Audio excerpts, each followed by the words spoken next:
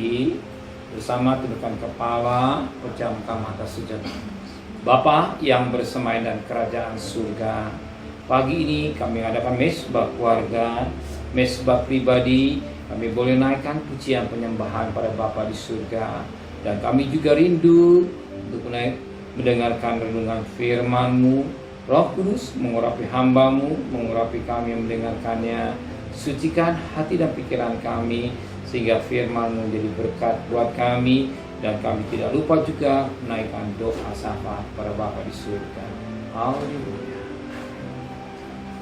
Shalom. Pagi, mari sama-sama kita akan membaca firman Tuhan. Lukas pasal 12.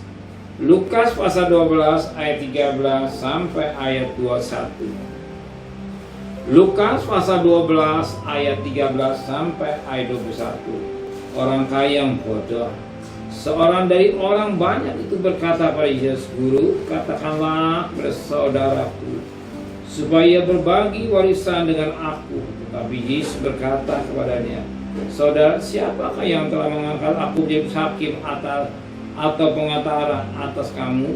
Kata Yesus lagi pada mereka, "Berjaga-jagalah, waspada terhadap segala ketamakan. Sebab walaupun seorang berlimpah-limpah hartanya, hidupnya tidaklah tergantung daripada kekayaan itu." Yesus mengatakan kepada mereka suatu perumpamaan. Kata Yesus, ada seorang kaya, tanahnya berlimpah-limpah hasilnya. Ia bertanya dalam hatinya, apakah yang harus aku perbuat? Sebab aku tidak mempunyai tempat di mana aku dapat menyimpan hasil tanahku. Lalu katanya, inilah yang akan aku perbuat. Aku akan merombak lumbung-lumbungku dan aku akan berikan yang lebih besar, dan aku akan menyimpan dalamnya segala gandum dan barang-barangku. Setelah itu aku akan berkata pada jiwaku, jiwaku, ada padamu banyak barang tertimbun untuk bertahun-tahun lamanya. Istirahatlah, makanlah, minumlah, dan bersenang-senanglah. Tapi firman Allah kepadanya, "Hai engkau orang bodoh, pada menit juga jiwamu akan diambil daripadamu, dan apa yang telah kau sediakan itu siapakah itu nanti?" Demikianlah jadinya dengan orang yang mengumpul harta bagi diri sendiri, jikalau ia tidak kaya di hadapan Allah. Kita lihat satu firman Tuhan yang sangat baik dalam hidup kita. Kita melihat bagaimana orang kaya yang berlimpah-limpah hartanya.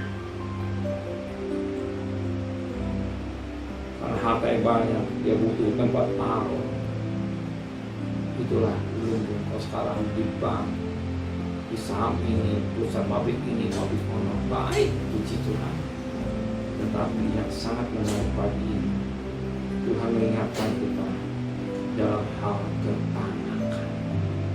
Perhatikan ayat 15. Kata Yesus lagi kepadanya, berjaga-jagalah, waspada terhadap segala ketamakan. Sebab walaupun seorang berlimpah-limpah hartanya, hidupnya tidak tergantung daripada kekayaan itu. Firman Tuhan katakan segala ketamakan. Segala ketamakan. Kita lihat di TV, kita lihat di YouTube, kita melihat keadaan mata jasmani bagaimana mereka.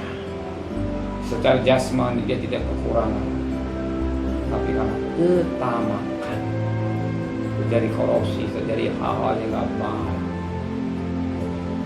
terjadi hal-hal yang gak baik karena pada prinsipnya tamak. Tidak merasa cukup dengan berkat yang spesial yang disediakan, tidak bersyukur dengan berkat yang didapat. Intinya tamak. Saudara lihat, mereka pai-pai buta, kejar mengejar, siang kejar mengejar. Apa yang dicari? Itu tidak layak. Hal-hal intinya tamak.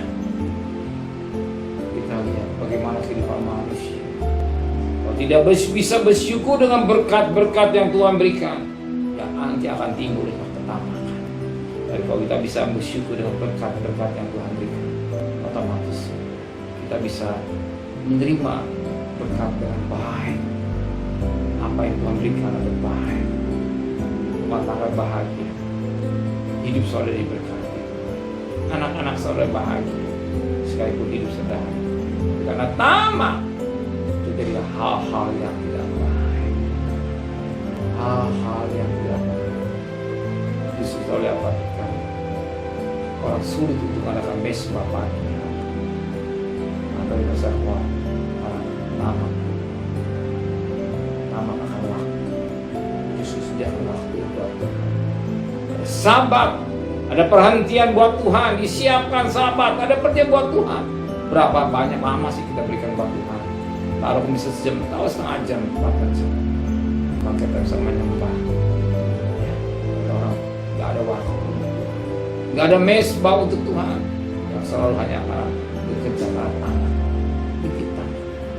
Dan kalau dia bisa disyukuri berkat yang Tuhan berikan, dia tidak sayang disiapkan waktu atau sabat. Amin. Mari sama-sama kepala pejamkan mata sejenak. Biar firman-Mu menjadi berkat buat kami, mengingatkan kami supaya kami tidak tamak akan waktu. Kami bisa bersyukur dengan berkat-berkat yang Kau berikan dalam hidup sepanjang hari ini. Apa yang kami siapkan, berkat yang Kau siapkan sudah dalam tangan Tuhan. Tuhan tahu kebutuhan kami. Kembalikan besok pagi tubuh yang sehat dengan tidak kurang satu apapun juga.